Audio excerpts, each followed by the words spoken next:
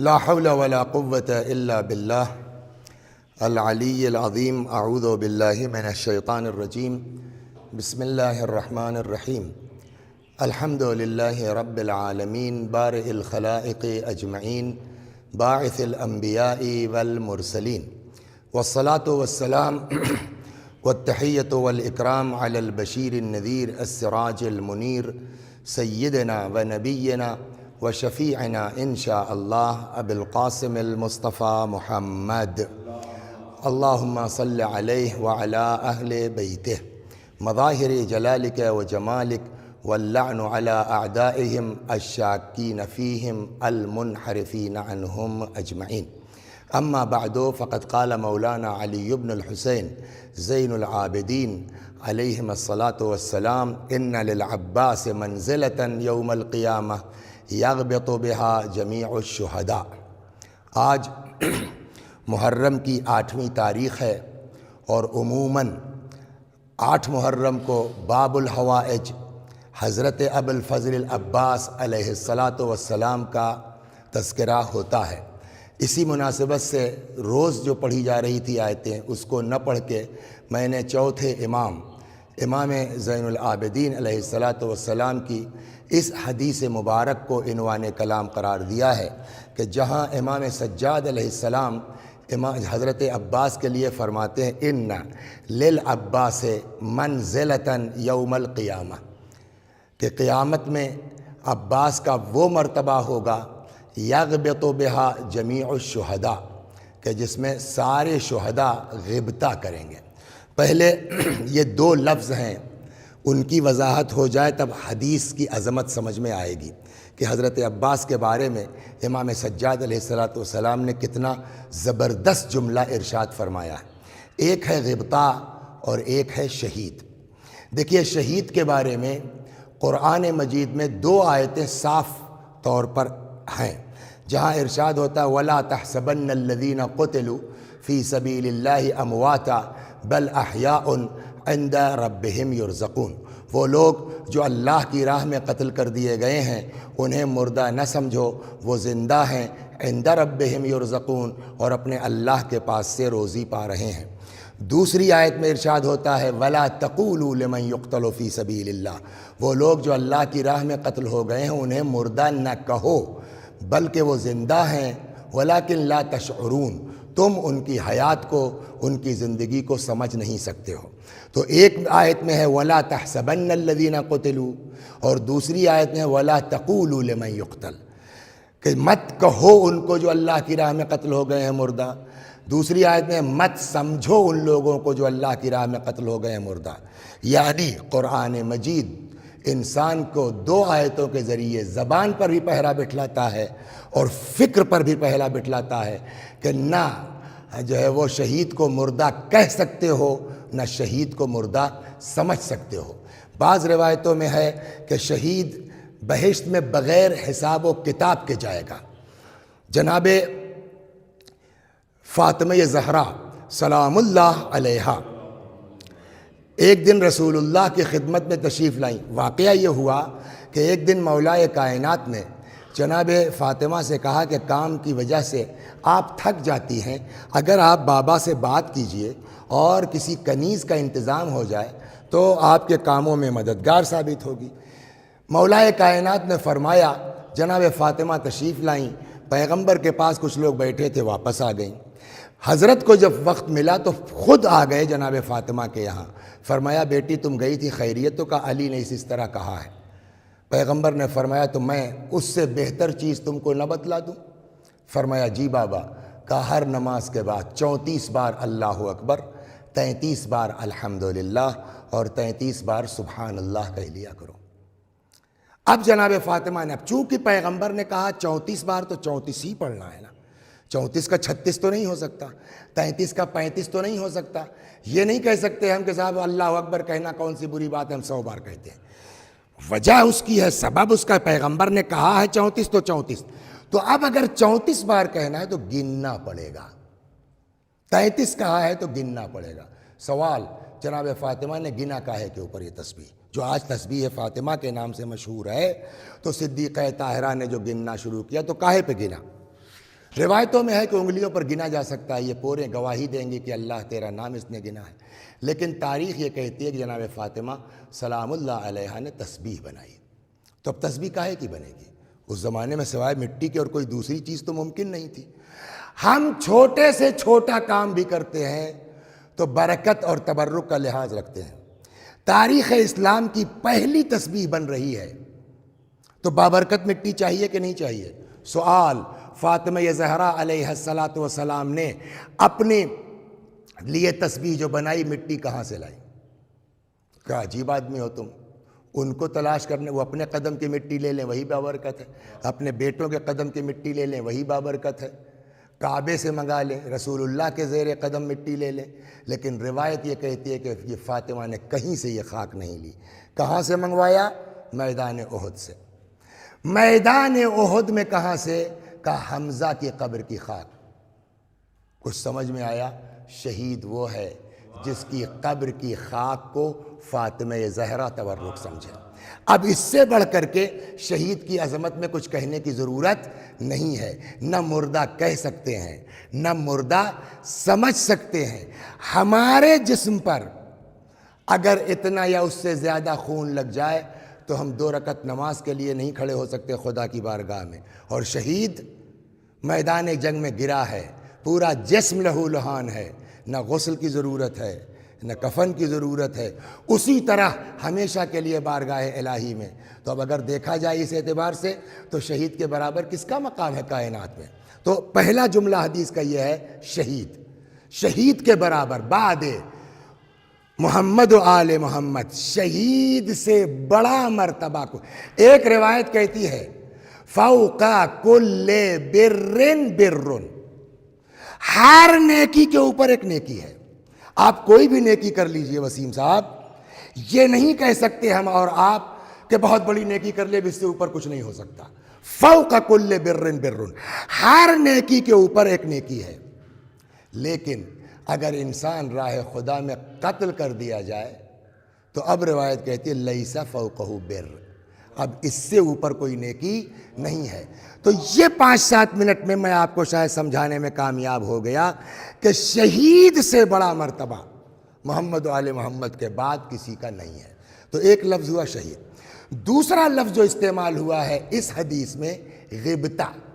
دیکھیے 2 چیزیں عربی زبان میں 2 لفظ ہیں، ایک کا نام ہے غبطہ اور ایک کا نام ہے حسد۔ غبطہ کسے کہتے ہیں اور حسد کسے کہتے ہیں؟ کیا فرق ہے غبطہ اور حسد میں؟ حسد کہتے ہیں کسی کی ترقی کو دیکھ کے جلنا، ارے ہم لوگ ایک ساتھ پڑھتے تھے، ایک ساتھ، یہ وہاں پہنچ گیا، کچھ ایسا کرو کہ یہ گر کے ہمارے برابر ہو جائے، یہ کیا ہے؟ حسد۔ غبطہ کیا ہے؟ کہ کسی کی ترقی کے جلے بغیر یہ کوشش کرنا کہ ہم اٹھ کے اس کے برابر ہو جائیں، اسے غبطہ کہتے ہیں۔ دین نے حسد کو منع کیا ہے، غبطے کو منع نہیں کیا ہے۔ روایت کہتی ہے الحسود لا یسود، حاسد کو کبھی نفع نہیں ہو سکتا۔ اس پر ایک چھوٹا سا قصہ میں آپ کو سناتا ہوں، جہاں روایت کہتی ہے کہ حاسد کو کبھی نفع نہیں ہو سکتا۔ کہتے ہیں ایک کوئی تاجر تھا، اس زمانے کی بات ہے جب غلاموں کی خرید و فروخت ہوا کرتی تھی، تو وہ گیا مارکیٹ میں، وہاں جا کر کے ایک لڑکا خرید لایا اور اس کو بالکل اپنی اولاد کی طرح پالا، اپنے بچے کی طرح پرورش کی۔ جب یہ جوان ہو گیا تو ایک دن لڑکے کو بلایا، کہا تم میرے غلام؟ اس نے کہا جی سر، لیکن میں نے تم کو اولاد کی طرح پالا؟ کہا جی ہاں۔ میں نے تم کو کبھی غلام سمجھا؟ کہا نہیں۔ کہا جانتے ہو ایسا کیوں؟ کہا فرمائیے۔ کہا تم سے ایک کام لینا ہے۔ بولیے۔ کہا نہیں، پہلے وعدہ کرو کہ تم میری بات کا انکار نہیں کرو گے۔ اس نے کہا آپ حکم کیجئے۔ کہا نہیں، وعدہ کرو کہ تم میری بات مانو گے؟ کہا ہاں مانیں گے۔ کہا ایک کام کرو، یہ میرے سارے جو ہے وہ مال و دولت ہے، سونا چاندی جو کچھ تھا اکٹھا کیا تھا، کہا یہ لو تم، اور چل کے پڑوسی کی چھت پہ مجھ کو قتل کرو، اور میرا یہ سارا مال و اسباب لے کے تم چلے جاؤ، فرار کر جاؤ۔ تو اس نے کہا کہ مالک، دنیا میں کوئی ایسا آدمی بھی ہے کہ جو خود سے اپنا قتل کروانا چاہتا ہو؟ وجہ سبب. اب دیکھیے حسد آدمی کہاں لے جاتی ہے. کہنے لگا اصل میں اس جو سامنے والا ہے نا، ہم دونوں نے بزنس ایک ساتھ شروع کیا، میں نے جتنا چاہا اس کو گرانے کے لیے کوشش کی، یہ اتنا ہی ترقی کرتا چلا گیا. اب مجھ سے اس کی ترقی دیکھی نہیں جاتی ہے. آخری چارہ یہی ہے کہ لے چلو مجھ کو، اس کی چھت کے اوپر ذبح کر دو، مال و اسباب لے کے چلے جاؤ. لوگوں کو ہمارے اس کے اختلافات کا پتہ ہے، کل کو جب اس کی چھت پہ میری لاش ملے گی، لوگ جو ہے وہ اس کے اوپر الزام لگائیں گے. میں رہوں یا نہ رہوں، دیکھیے حسد کہاں لے جا رہی ہے آدمی کو. میں رہوں یا نہ رہوں، میرے قتل کے الزام میں پھنس کے یہ تو برباد ہو جائے گا، اس کو پھانسی ہو جائے گی. لڑکے نے بھی سوچا یار خود ہی مرنا چاہتا ہے، اتنا پیسہ دے رہا ہے. اس نے لے جا کے پڑوسی کی چھت پہ ذبح کیا، مال و اسباب لیا. ہوا وہی جو اس نے پلان کیا تھا.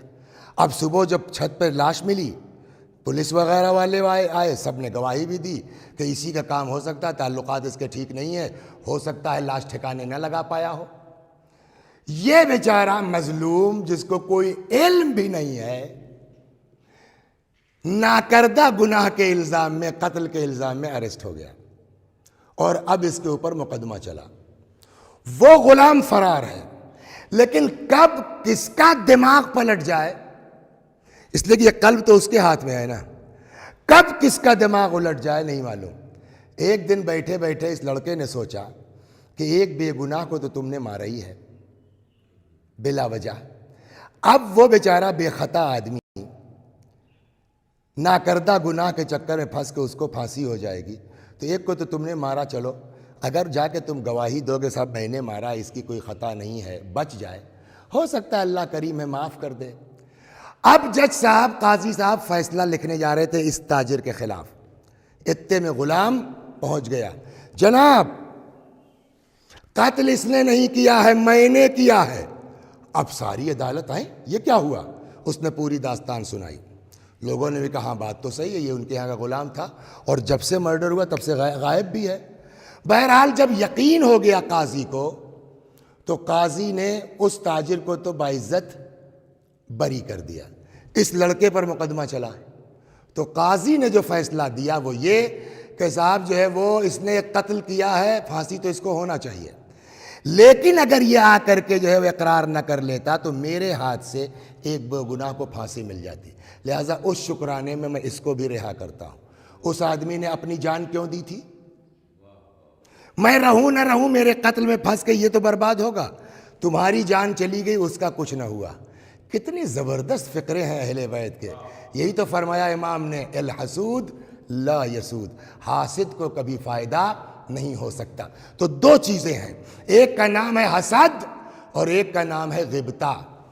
حسد کو شریعت نے منع کیا ہے، بلکہ یہ بھی کہا جاتا ہے، پڑھا کرو قنوت میں، اللہم اجعلنی محسودا ولا تجعلنی حاسدا. پروردگارہ ہم کو حاسد نہ بنانا، لوگ ہم سے حسد کریں، ہم کسی سے حسد نہ کریں. تو حسد سے منع کیا گیا ہے. غبطہ بری چیز نہیں ہے، غبطہ اچھی چیز ہے. شہید کا مرتبہ میں نے آپ اب جب یہ دو لفظ غبطہ اور شہید سمجھ میں آ گیا، اب میں روایت سناتا ہوں جو چوتھے امام نے فرمایا حضرت عباس کے بارے میں. سوچ نہیں سکتا آدمی حضرت عباس کی عظمت کیا ہے. امام فرماتے ہیں ان للعباس منزلۃ یوم القیامہ. اب شہید سے بڑا مرتبہ تو نہیں ہے نا کسی کا کائنات میں، لیکن اس کے بیچ قیامت میں عباس کا کیا مرتبہ ہوگا کہ چوتھے امام فرماتے ہیں کہ ان للعباس منزلۃ یوم القیامہ. کل کو قیامت میں عباس کا وہ مرتبہ ہوگا کہ یغبط بہا جمیع الشہداء، جس کو دیکھ کے سارے شہداء غبطہ کر رہے ہوں گے کہ کاش عباس کا مرتبہ ہمیں مل جاتا، کاش عباس کا مرتبہ ہمیں مل جاتا. ایک روایت اور سناتا ہوں چھٹے امام سے، امام جعفر صادق علیہ السلام فرماتے کان امنا العباس صلب الایمان و نافذ البصیرہ. ہمارے چچا عباس ایمان میں محکم پہاڑ کے مانند ہے. محکم پہاڑ کے مانند ہے، کیا مطلب ہوا اس کا؟ دیکھیے ہم اور آپ کوئی بھی مثال دے سکتے ہیں، لیکن اہل بیت کے یہاں بلا وجہ مثال نہیں ہوتی. اب آئیے پہاڑ کے بارے میں پوچھتے ہیں قرآن سے۔ الم نجعل الارض مہادا والجبال اوتادا، کیا ہم نے زمین کو گہوارہ نہیں بنایا، پہاڑ کو زمین کے لیے کیل نہیں قرار دیا؟ تو پہاڑ کے لیے کہتے ہیں جتنا اوپر دکھتا ہے اتنا ہی نیچے ہے۔ کام کیا ہے پہاڑ کا؟ فضا میں جو کشش کا جذبہ پایا جاتا ہے، پہاڑ کا کام یہ ہے کہ اس کو روکتا ہے۔ یعنی اگر پہاڑ نہ ہو تو زمین کا ٹھہرنا مشکل ہے، اتھل پتھل ہو جائے گی، زلزلے آنے لگیں گے۔ تو پہاڑ کیا کرتا ہے؟ زمین کو زلزلوں سے بچاتا ہے۔ امام نے کیا فرمایا؟ ہمارے چچا عباس کا ایمان محکم پہاڑ کے مانند ہے، یعنی عباس کا ایمان ہے جو تمہارے ایمان کی حفاظت کرے گا، تمہارے ایمان کو زلزلوں سے بچائے گا۔ دوسرا کام کیا ہے پہاڑ کا؟ یہ جو دریا آتے ہیں، گنگا ہے، جمنا ہے، گومتی ہے، یا آپ کے یہاں گھاگھرا ہے، یہ کہاں سے؟ سب پہاڑوں سے آتے ہیں نا۔ پہاڑ کا کام یہ ہے کہ جب سردی کے زمانے میں برف گرتی ہے تو پہاڑ ان برفوں کو اپنے دامن میں محفوظ کر لیتا ہے۔ اس کے بعد جب گرمیوں کا زمانہ آتا ہے تو آہستہ آہستہ یہ برف پگھلتی ہے اور پھر دریاؤں نہروں سے ہوتی ہوئی پوری دنیا کو سیراب کرتی ہے۔ اس کی وجہ سے زمین پر ہریالی ہے، اس کی بنا پر جو ہے وہ کھیتیاں اگتی ہیں، اس کی بنا پر زراعتیں اگتی ہیں، اس کی بنا پر گھاس ہری بھری ہوتی ہے۔ تو پہاڑ کا کام کیا ہے؟ زمین کو ہرا بھرا رکھنا۔ امام نے کیا فرمایا؟ ہمارے چچا عباس کا ایمان پہاڑ کے مانند ہے، یعنی عباس کا ایمان ہم سب کے ایمان کو ہرا بھرا رکھتا ہے۔ جناب حضرت ابوالفضل عباس کی تاریخ پڑھے آدمی تو عجیب شخصیت ہے، جہاں نہ اپنا کوئی وجود ہے، جہاں نہ اپنی کوئی سوچ ہے، جہاں نہ اپنی کوئی فکر ہے۔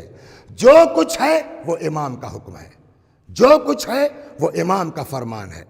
آپ سن رہے ہیں 2-3 دن سے پیاس کے سلسلے میں، لیکن کیا حضرت عباس کو اس کا اندازہ نہیں تھا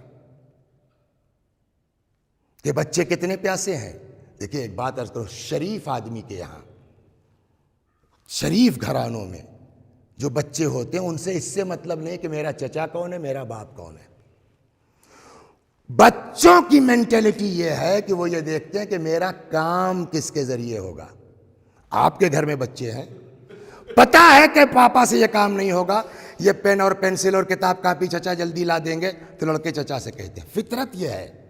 ویسے ہی آپ آئیے کربلا میں، جب آج ہم کو یہ پتا ہے کہ حضرت عباس علیہ السلام کتنے شجاع تھے، کتنے بہادر تھے، تو اس وقت اپنے بچوں کو کیا علم نہیں ہوگا کہ ہمارے چچا کتنے بہادر ہیں؟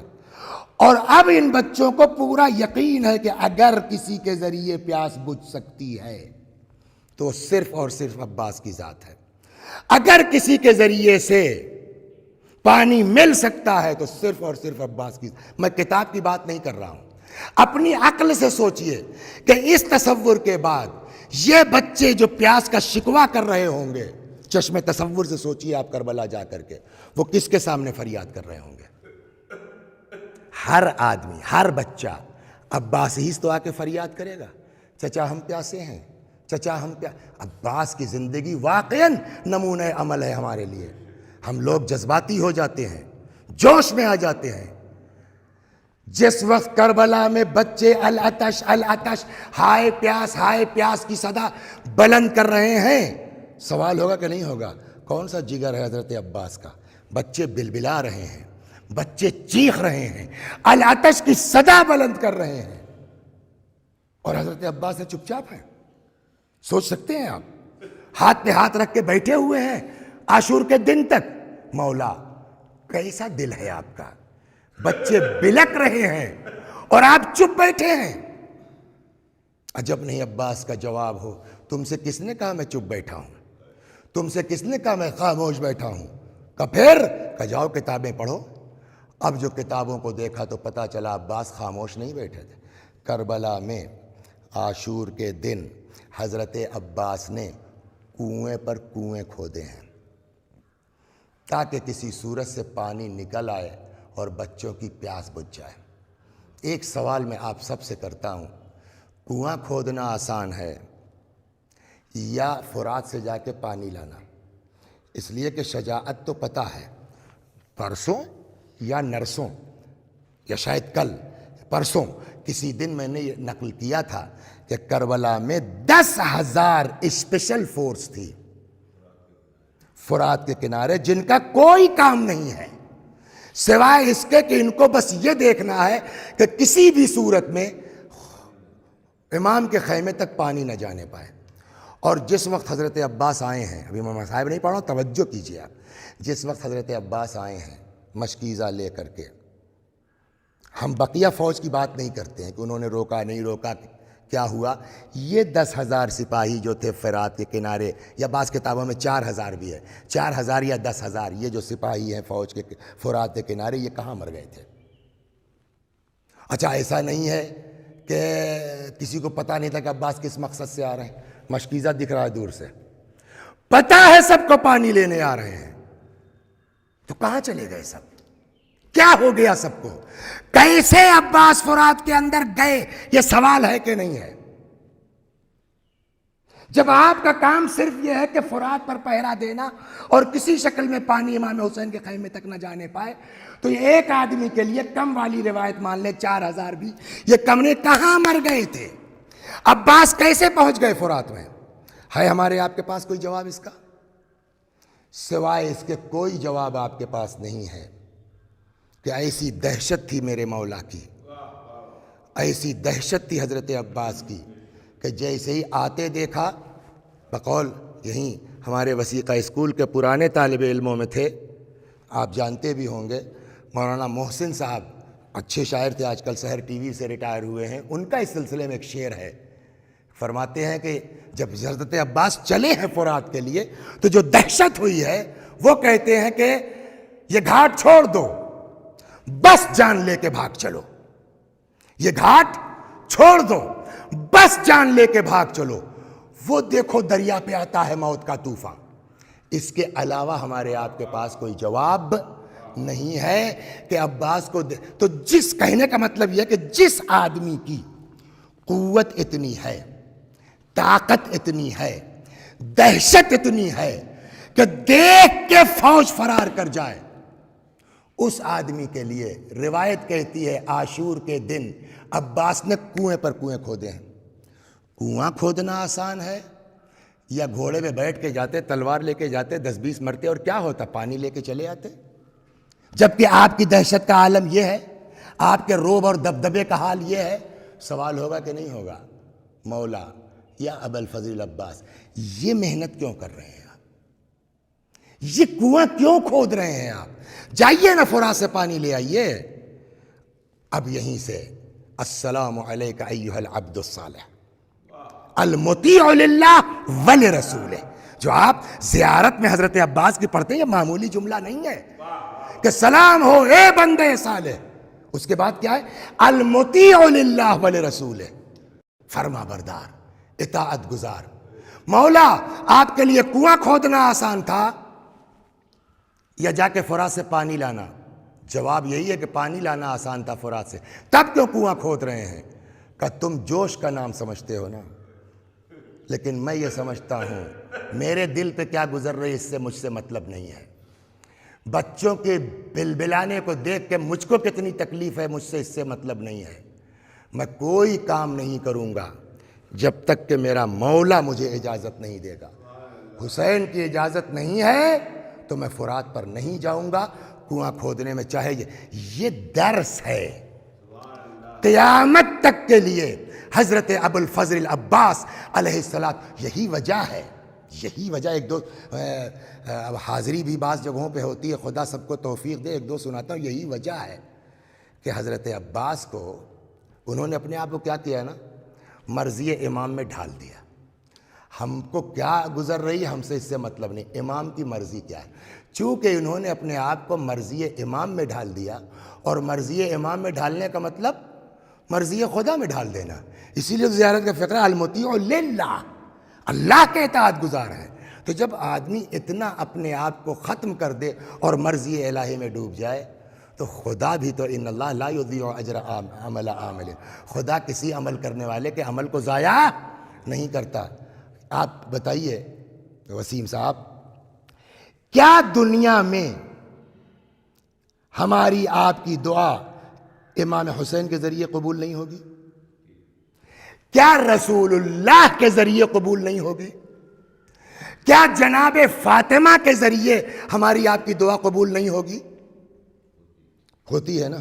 لیکن امام حسین کے بہت سے القاب ہیں، باب الحوائج کا لقب ہے۔ حضرت علی کے بہت سے القاب ہیں، باب الحوائج کا لقب ہے۔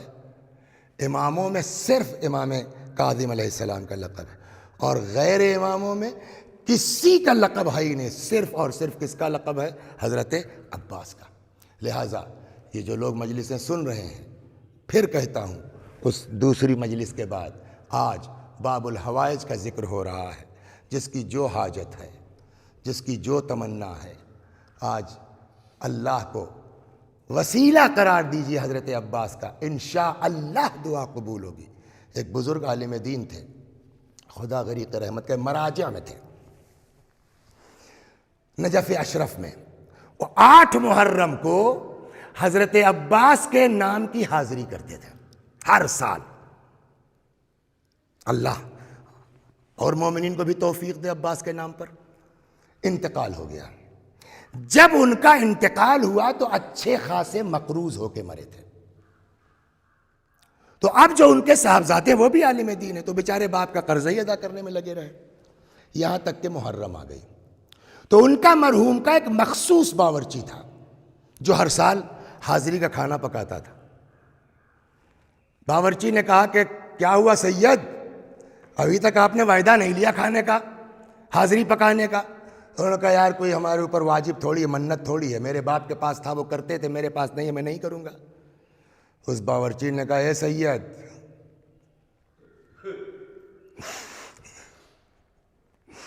عباس کے لیے اپنا دل چھوٹا مت کرو۔ کل ایک دن بیوی نے ہمارے یہی کہہ دیا کہ کیا ہوا، کچھ تیاری نہیں کر رہے ہو، اب کی حاضری نہیں ہوگی کیا؟ میں نے بیوی کو بھی یہی جواب دے دیا کہ بھائی ہمارے اوپر کوئی واجب تو ہے نہیں، کوئی منت تو ہے ہی نہیں، ابا کے پاس تھا وہ کرتے تھے، میرے پاس ہے میں نہیں کروں گا۔ بیوی نے بھی وہی جملہ کہا کہ عباس کے لیے دل چھوٹا مت کرو۔ تو بیٹھے بیٹھے میرے ذہن میں آیا کہ بیوی کا یہ نظریہ، ایک عام آدمی جاہل باورچی، اس کا یہ نظریہ عباس کے تئیں، تم امامہ لگا کر کے اتنا ڈرے ہوئے ہو۔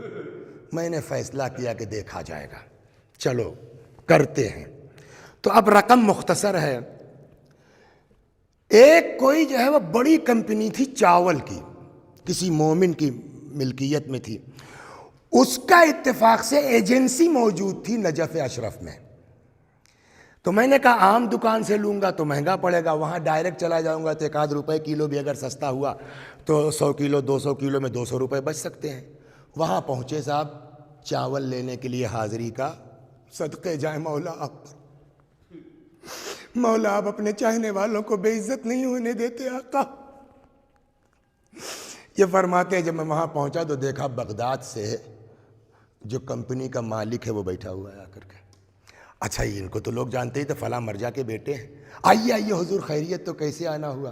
کہا بھائی وہ 8 محرم کو حاضری ہوتی ہے جناب عباس کی، تو وہ سوچا کہ عام دکان سے لیں گے تو فرق ہوگا، یہاں سے 1 روپے سستا پڑے گا۔ کہا بہت اچھا کیا، آپ آگے کتنا چاہیے؟ 4 کنٹل بتا دیا انہوں نے۔ اس نے بلایا اپنے اس کو مینیجر کا، رجسٹر لاؤ اور 4 کنٹل چاول جناب عباس کے نام لکھ دو، مولانا کے یہاں بھیج دو۔ گئے تھے، 2 روپے سستے کے چکر میں معاملہ تھا، جناب عباس نے پورا چاول بھیج دیا۔ اب یہ بیچارے لکڑی وغیرہ کا انتظام کرنا ہے، تو اب کہنے لگے ایک ایک پیسہ تو جوڑنا تھا ہم کو، چھت بڑی تھی، کہا اسی چھت پہ پکنا تھا، اب لکڑی آ گئی، اتنی اوقات نہیں کہ ہم مزدور لگا کے لکڑی اوپر پہنچائیں۔ تو اپنا جو ہے وہ ابا قبا اتار کے اور خود ہی جو ہے وہ باپ بیٹے مل کے لکڑی چھت پہ پہنچا رہے تھے کہ بھائی 2 روپے بچ جائیں گے مزدوری کے۔ ابھی لے ہی جا رہے تھے کہ اتنے میں دیکھا کہ 2-4 لوگ ایک دمبا ہکاتے ہوئے چلے آ رہے ہیں، اور میرے دروازے پہ آن کے رکے اور پوچھا کہ فلاں صاحب کا گھر؟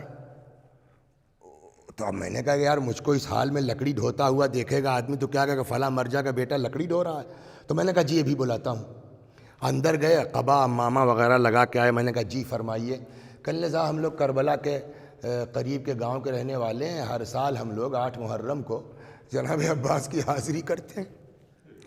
اس سال بھی جو ہے وہ اپنے رسم کے مطابق ہم لوگ بکرا دمبا لے کے پہنچے تھے کربلا ذبح کرنے کے لیے.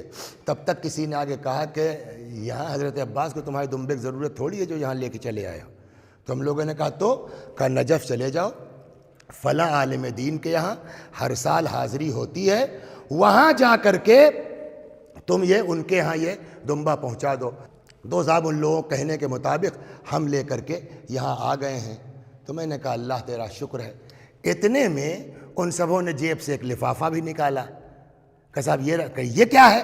کہ لے صاحب کچھ مسالہ لگے گا, کچھ باورچی کو دیں گے آپ, خرچہ بھی تو ہے, یہ لفافہ رکھ لیجئے. کہنے لگے صاحب وہ سب دے کے چلے گئے. مجھ سے برداشت نہیں ہوا, میں وہیں کھڑا ہو کر کے میں نے کربلا کا رخ کیا. میں نے کہا صدقے جاؤں یا مولا یا ابا الفضل. اور یہ سارا منظر وہ ہمارا باورچی جو تھا وہ سارا منظر دیکھ رہا تھا. کہنے لگا سید ابھی تک تو یہ ارادہ تھا کہ حالات ٹھیک نہیں ہے تو مولا کے نام پہ میں پکوائی نہیں لوں گا اس سال, لیکن اب جب مولا ہی نے سارا انتظام کر دیا ہے. حضرت ابا الفضل عباس باب الحوائج, حاجتوں کا دروازہ ہے. آج میں پھر کہتا ہوں کہ جس کو جو حاجت ہے, جس کو جو تمنا ہے, جس کو جو ضرورت ہے, آج 8 محرم کو آئیے اللہ کو بارگاہ میں وسیلہ قرار دیجیے حضرت عباس کو. انشاءاللہ ضرور. مرحوم شیخ جعفر شوستری, بس 2 ایک جملے اور ختم دعا. مرحوم شیخ جعفر شوستری رحمت اللہ علیہ رضوان اللہ تعالی علیہ نقل فرماتے ہیں کہ میں حرم حضرت ابا الفضل عباس میں بیٹھا اپنی دعا اور عبادت میں مصروف تھا کہ اتنے میں کیا دیکھا, ایک تابوت لایا گیا. تابوت کے ساتھ ایک 12-13 سال کا لڑکا لا کے جناب عباس کی زری کے پاس رکھ دیا گیا.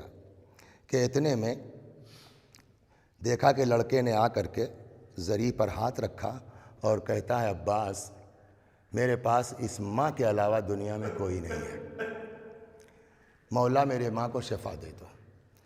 شیخ جعفر کہتے ہیں کہ لڑکے کی بلبلاہٹ دیکھ کے مجھ کو بھی احساس ہوا. میں نے دعا کتاب بند کی, آیا تابوت میں بوڑھی. میں نے کہا بیٹا اس کی حالت دیکھ رہے ہو, بچنا مشکل ہے, جاؤ غسل و کفن کا انتظام کرو.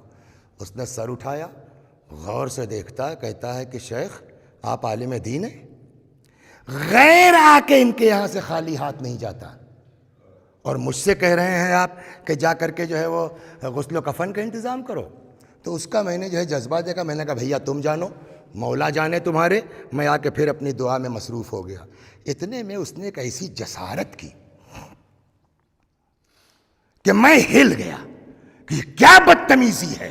کیا کہتے ہیں کہ اس نے زری پہ ہاتھ ڈالا اور کہتا عباس غیر آ کے جہاں سے لے جاتے ہیں, اور میں اتنی دیر سے فریاد کر رہا ہوں, میری نہیں سن رہے ہیں آپ. آقا ابا الفضل عباس سن لو, اگر میری ماں کو شفا نہیں ملی تو میں کربلا چلا جاؤں گا اور آپ کے بابا امیر المومنین سے آپ کی شکایت کروں گا. میں لرز گیا, یہ کیا بدتمیزی کر رہا ہے. لیکن اس نے صرف کہا نہیں, اٹھا کچھ دیر کے بعد اور حرم سے باہر چلا گیا. تابوت میں جنبش ہوئی, وہ بڑھیا اٹھ کے بیٹھ گئی. اتنے میں اس کا بیٹا آیا. بیٹے نے ماں کا ہاتھ پکڑا, ماں نے بیٹے کا ہاتھ پکڑا. عباس کی زری کا طواف شروع کیا. اپنی دیہاتی زبان میں مشکور یہ خزینب, مشکور یہ بفاضل, شکریہ ادا کرنا شروع کیا. نکلنا چاہتے تھے, میں نے پکڑا. کیا بات ہے, کیسے شفا ملی؟ لڑکا کہتا ہے آپ ہی تو کہتے تھے نا جاؤ غسل و کفن کا انتظام کرو. دیکھا شفا لے لی میں نے. مانگنے کا سلیقہ ہونا چاہیے. اس واقعے کو یہیں روک دیتا ہوں میں, ابھی پھر اس کو پورا کرتا ہوں. مانگنے کے سلیقے پر بات آ گئی ہے. جب نادر شاہ درانی, جب اس نے ہندوستان پر حملہ کیا اور قبضہ وبضہ کر لیا, حالات نارمل ہو گئے, تو نادر شاہ درانی کا ایک وزیر شیعہ تھا جس کا نام تھا مہدی. مہدی نے کہا نادر شاہ سے کہ بھئی اب تو سب ہو گیا، اب ہم کو اجازت دیجئے، میں ذرا نجف جانا چاہتا ہوں۔ نجف کاہے کے لیے؟ کہا حضرت علی علیہ السلام کی زیارت کو، مولا کی۔ نادر نے کہا تم لوگ بھی شیعہ لوگ عجیب آدمی، مردے کی زیارت کو کیا پاؤ گے جا کے؟ مہدی نے کہا کہ میرا مولا عام انسان نہیں ہے، نجس چیز ان کی بارگاہ میں جا نہیں سکتی، اتنی عظیم ذات ہے۔ آج بھی کچھ اس انداز سے مہدی نے کہا کہ نادر کے دماغ میں کہا میں بھی چلوں گا۔ اب صاحب ایک برتن میں شراب، نجس ہے نا، ایک برتن میں شراب رکھی گئی، سیل کیا گیا، ایک کتا لیا گیا، چل پڑے۔ جیسے ہی حرم کا احاطہ آیا، سپاہی اپنی طرف کھینچ رہے ہیں، کتا اپنی طرف کھینچ رہا ہے۔ کتے میں طاقت زیادہ یا یہ چار چار سپاہی کھینچ رہے ہیں؟ زنجیر ٹوٹ گئی، کتا الٹے پاؤں بھاگا۔ کہا یہ بات تو ٹھیک ہے لیکن شراب تو اندر آ گئی ہے۔ مہدی نے کہا کھولو۔ اب جو سیل توڑی گئی تو معلوم وہ تو سرکہ ہے، شراب اس میں ہے ہی نہیں۔ اس چیز کو دیکھ کر کے نادر بڑا جذباتی ہوا، آیا حرم امیر المومنین میں قبر میں مولا پر، جو تاج جیت کے لے گیا تھا یہاں سے، اس نے اپنا تاج قبر مولا پہ رکھ دیا۔ کہتا آقا تم ہو، مولا تم ہو، شاہ تم ہو، تمہاری بارگاہ اس لائق نہیں ہے کہ یہاں کتے لائے جائیں۔ جو لوگ تھے ان سے کہا مجھے میرے ہاتھ میں باندھو رسی، کتے کی طرح لے چلو علی کی بارگاہ میں۔ اب کسی کی ہمت نہ پڑے، ابھی تازہ تازہ معجزہ دیکھا ہے، کل کو جو ہاتھ باندھے گا اس کی خیر نہیں ہے۔ کہتے ہیں ایک دست غیب نمودار ہوا، رسی باندھی ہاتھ میں، لے کے آئے قبر تک، تاج رکھ دیا۔ آقا تم ہو، مولا تم ہو، مجھ کو تمہاری بارگاہ میں کتے کی طرح آنا چاہیے۔ اسی کے بعد سے سمجھے آپ، اس نے اپنے نام کے ساتھ لگا لیا کلب علی۔ اس کی مہر میں یہی جملہ تھا، کلب آستان علی نادر شاہ قلی۔ اب یہاں سے نجف سے اصل سنانا یہ، نجف سے زیارت وغیرہ کر کے مہدی نے دیکھا معاملہ درست ہے، لے کے آ گیا کربلا۔ اس کو پہلے لے کے آیا امام حسین علیہ السلام کی بارگاہ میں، ایک ایک چیز سمجھانا شروع کی۔ یہ امام حسین کی قبر ہے، یہ علی اکبر کی قبر ہے، یہ حبیب ابن مظاہر ہیں، یہ شہداء ہیں، سب کی زیارت ویارت کروانے کے بعد اب لے کے آیا حضرت عباس کی قبر کا۔ یہ کس کی قبر ہے؟ کہا یہ حسین کے بھائی علی کے فرزند ابو الفضل عباس کی قبر ہے۔ نادر شاہ کے دماغ میں بات آئی نہیں، کہنے لگا جب یہ علی کے بیٹے ہیں، حسین کے بھائی ہیں، تو جیسے اصحاب کی قبر ساتھ میں ہے، بیٹے کی قبر پاس میں ہے، تو بھائی دور کیوں ہے؟ اب نادر نے، وہ مہدی نے لاکھ سمجھانا چاہا، ان کی خواہش تھی، ان کی وصیت تھی، لیکن اس کی سمجھ میں نہیں آ رہا ہے۔ اچانک، اب یہاں سے سنیے، اچانک شور گریہ بلند ہوا۔ کیا بات ہے؟ تو مہدی نے کہا کہ یہاں تو اکثر مصیبت زدہ آتے رہتے ہیں، کسی کے اوپر کوئی آفت آئی ہوگی، آیا ہوگا اپنے حالات کو درست کرنے کے لیے۔ کہا بلاؤ دیکھو کون ہے۔ تو ایک لڑکا جوان پکڑ کے لایا گیا۔ کیا بات ہے؟ کہنے صاحب ہم کربلا کے پاس کے گاؤں کے رہنے والے ہیں، مجھے دن کی طرح یاد ہے، رمضان المبارک کا مہینہ تھا، رات میں جب یہ مطالعہ کر رہا تھا میں، خدا شاہد اٹھ کے بیٹھ گیا میں پڑھتے پڑھتے کہ کتنے خوش قسمت وہ لوگ ہیں کہ جن کے یہاں اتنی اچھی رسمیں پائی جاتی ہیں۔ سنائیں آپ کو، کہا ہم لوگ کربلا کے پاس کے گاؤں کے رہنے والے ہیں، ہمارے یہاں رسم یہ ہے کہ جب شادی ہوتی ہے تو دولہا دلہن کو سیدھے گھر لے کے نہیں جاتا، پہلے رخصت کرا کر کے باوفا کی بارگاہ میں ہم لوگ آتے ہیں، یہاں ایک دوسرے سے وفاداری کا عہد و پیمان کرتے ہیں، اس کے بعد اپنے گھر جاتے ہیں۔ میری بھی شادی ہوئی تھی، گاؤں کی رسم کے مطابق میں اپنی بیوی کو لے کے گھر کے لیے، کربلا کے لیے آ رہا تھا کہ راستے میں ڈاکوؤں نے حملہ کر دیا، سارا مال و اسباب جو لوٹا وہ تو لوٹا ہی، میری بیوی کو بھی اٹھا کے لے کے چلے گئے، تو میں کہاں جاؤں؟ آیا ہوں یہاں۔ نادر شاہ نے کہا کہ بتاؤ کہاں کا واقعہ، کل تک تیری بیوی مل جائے گی۔ ایسا پکا عقیدے والا کہ اللہ مجھ کو تمہاری مدد کی ضرورت نہیں ہے۔ کسی نے کہا اے ذرا تمیز سے بات کرو، ہندوستان سے بڑا ظالم بادشاہ ہے، سنبھل کے۔ اس کے منہ سے نکل گیا کیا میرے مولا سے زیادہ طاقت اس کے پاس ہے؟ یہ جملہ نادر نے سن لیا، کہنے لگا ٹھیک ہے جاؤ، اگر کل تک تیری بیوی نہیں ملی تیری خیر نہیں ہے۔ بات ختم ہو گئی۔ اب دیکھیے، اول تو بیوی کا غم، مال کا غم، اور اب اپنی جان پر بھی آ گئی ہے۔ آ کے گر پڑا قبر عباس پر۔ آقا ابھی تک تو بیوی کا صدمہ تھا، ظالم بادشاہ کی تلوار بھی لٹک رہی ہے، چیخ رہا ہے چیخ رہا ہے۔ اتنے میں پھر شور اٹھا۔ کیا ہوا؟ پتہ چلا کہ صاحب جو ہے وہ لگتا ہے اس کی بیوی آ گئی ہے، اس لیے کہ وہ ایک عورت کا ہاتھ پکڑے عباس کی قبر کا طواف کر رہا ہے اور شکریہ ادا کر رہا ہے۔ نادر نے کہا بلا لاؤ۔ آئے۔ اب اس کی بیوی پوچھے بتاؤ قصہ کیا ہوا؟ تو جہاں تک اس نے سنایا تھا اس نے بیوی نے بھی سنایا۔ اس کے بعد وہ کہتی ہے کہ جب ڈاکوؤں نے حملہ کر لیا، مال و اسباب لوٹ لیا، مجھ کو بھی لے کے چلے، تو اب تو میں کسی سے کچھ فریاد کر نہیں سکتی۔ جب کچھ نہیں سمجھ میں آیا تو میں نے وہیں سے رخ کیا کربلا کا۔ بات نکلی تھی، میں نے چھیڑا مانگنے کا سلیقہ۔ کیا کہہ کے مانگا معلوم ہے؟ اے سقائے سکینہ میری مدد کرو، نہیں۔ اے باب الحوائج میری مدد کرو، نہیں۔ عجب جملہ کہا۔ کہتی جب ہر طرف سے مایوس ہو گئی میں تو میں نے رخ کیا کربلا کا، اور وہیں سے چیخ کے کہتی ہوں اے زینب کے بھائی میری عزت تمہارے حوالے ہے، اے زینب کے بھائی میری عزت تمہارے حوالے ہے۔ کہتی جیسے ہی میں نے یہ جملہ کہا ایک سوار نمودار ہوا، سارے دشمنوں کو تہہ تیغ کیا۔ اچانک کیا دیکھتی ہوں؟ کربلا میں عباس کی قبر کے پاس اپنے شوہر کے قریب کھڑی ہوں۔ اللہ اکبر۔ بس بات وہی ہے، مانگنے کا سلیقہ۔ اس لڑکے کے ساتھ بھی یہی ہوا۔ شیخ جعفر شوستری کہتے ہیں جیسے ہی نکلنے لگے میں نے کہا بیٹا کیا ہوا؟ تیری ماں کو شفا مل گئی، قصہ یاد ہے نا؟ اس نے کہا آپ ہی تو کہتے تھے جاؤ غسل و کفن کا انتظام کرو، دیکھا شفا لے لی۔ مانگنے کا سلیقہ ہونا چاہیے، مانگنے کا ڈھب ہونا چاہیے۔ کہا ہوا کیا؟ اب لڑکا قصہ اپنا سناتا ہے کہ میں کربلا سے نکل گیا نجف جانے کے لیے، شہر سے باہر ہو گیا، چند قدم چلا تھا تب تک ایک سوار آ گیا۔ کہاں جا رہے ہو؟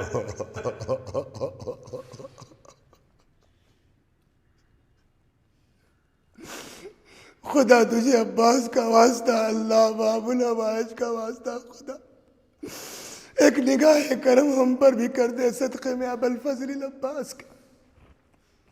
ایک سوار نمودار ہوا۔ کہاں جا رہے ہو؟ نجف جا رہا ہوں۔ کاہے کے لیے؟ کہا علی کی شکایت کرنے۔ کیا مطلب؟ کہیں نوکر مالک کی شکایت کرتے ہیں؟ کیا کیا عباس نے جو شکایت کرنے جا رہا ہے؟ کہا دنیا کو ملتا ہے، میرے پاس کوئی نہیں ہے سوائے ماں کے، شفا کے چاہ رہا تھا، نہیں سن رہے ہیں۔ فرمایا اچھی بات نہیں ہے، واپس چلا جا۔ کہا نہیں میں تو شکایت کروں گا۔ کہا تیری ماں کو شفا مل چکی ہے، جا۔ کہا آپ کے کہنے سے چلا جاؤں؟ اتنا راستہ آ گیا ہوں، واپس جاؤں اور پتہ چلے کہ نہیں شفا ملی تو؟ کہاں ملیں گے اتنے کریم آقا جو عطا بھی کریں اور چاہنے والوں کی ناز برداری بھی کریں۔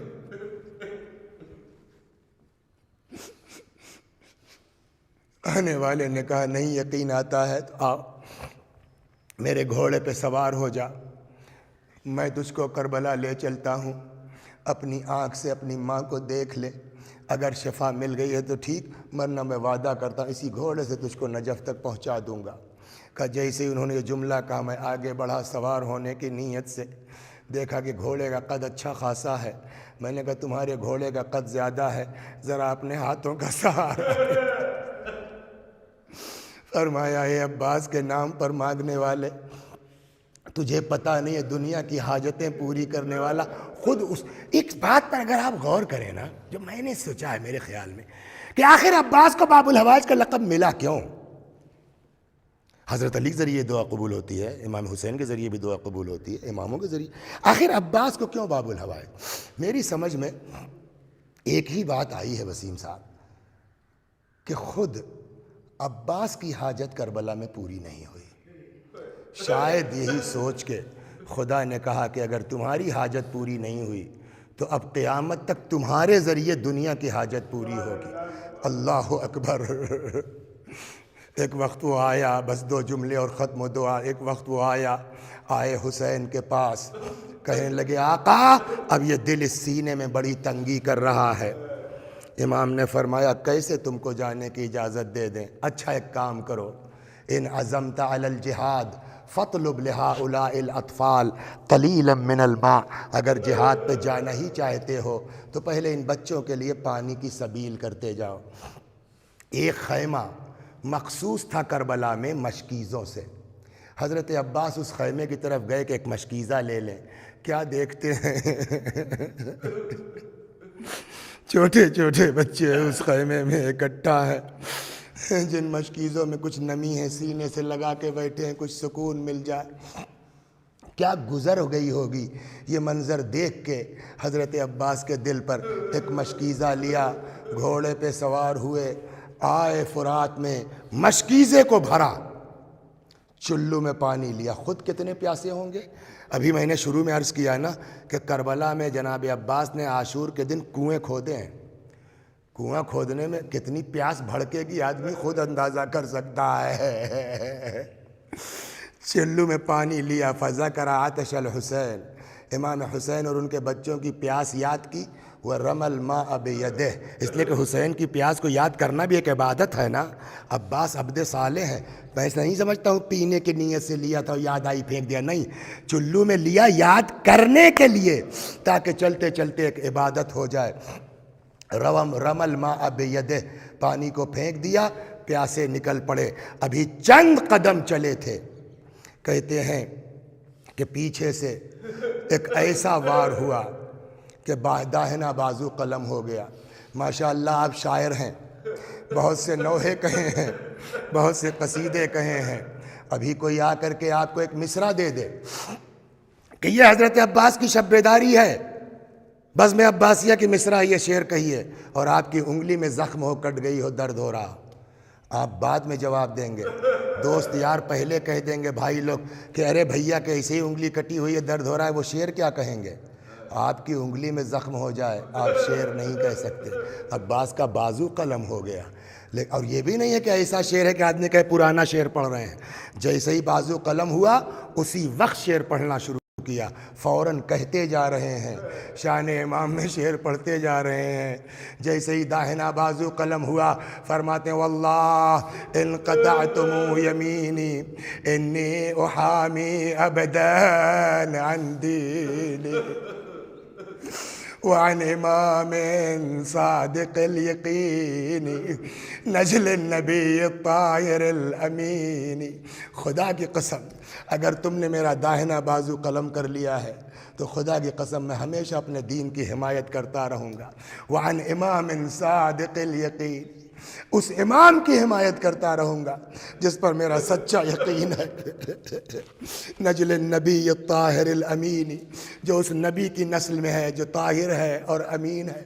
شعر پڑھتے جا رہے ہیں، بڑھتے جا رہے ہیں کہ اتنے میں کسی نے ایک اور وار کیا، بایاں بازو قلم ہو گیا۔ صرف اور صرف ایک خواہش ہے کہ کسی صورت سے بچوں کی پیاس بجھ جائے، ہے نا؟ دیکھ کے آئے ہیں نا خیمے کا حال کیا ہے۔ مشکیزے کو دانتوں سے دبائے رکھا، بڑھتے جا رہے ہیں کہ اچانک کسی ملعون نے ایک ایسا تیر مارا، مشکیزہ چھدا، عباس کی آس ٹوٹی، عباس نے گھوڑے کا رخ موڑ دیا۔ اللہ اکبر کہ اتنے میں ایک گرز پڑا، گھوڑے سے زمین پر آیا، آواز دیا اخا ادرک اخا۔ حسین کے کانوں میں عباس کی آواز پہنچی، تیزی کے ساتھ امام حسین آئے عباس کے سرہانے، آئے بیٹھ گئے۔ یہاں دو مصائب ایسے ہیں جس کو جناب عباس نے کہا ہے، میں اس کو بیان کر دوں اور زحمت آپ کی تمام۔ ایک ذاکر تھے جن کا نام تھا سید کاظم۔ ایک دن کسی نے آ کے کہا کاظم میں پیغامبر ہوں جناب عباس کا۔ کیا کہ میں نے خواب میں دیکھا ہے، عباس علیہ السلام فرماتے ہیں کہ جا کے کاظم میرے ذاکر سے کہو کہ میرے مصائب کیوں نہیں پڑھتا۔ تو کاظم نے کہا بھیا تم تو رہتے ہو مجلس میں سنتے ہو، میں عباس کے مصائب پڑھتا نہیں ہوں۔ کہا یہ تو میں نے کہا، لیکن آقا نے فرمایا کہ جا کے میرے ذاکر سے پوچھو جو سب سے سخت مصائب ہو وہ کیوں نہیں پڑھتا۔ کاظم تڑپ گئے، کہا بھائی جلدی بتاؤ میرے مولا نے کیا کہا ہے پڑھنے کے لیے، میرے حسین نے کیا کہا ہے پڑھنے کے لیے۔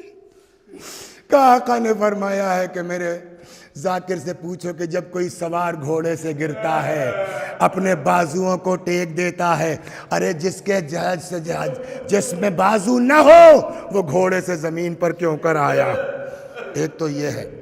دوسرا، جب گر پڑے حضرت امام حسین کو آواز دی، امام حسین آئے، سرہانے بیٹھ گئے، عباس کا سر اپنے زانوؤں پہ رکھ لیا، بھیا کوئی خواہش ہو تو بولو، کوئی آرزو ہو تو بولو، کوئی تمنا ہو تو بولو۔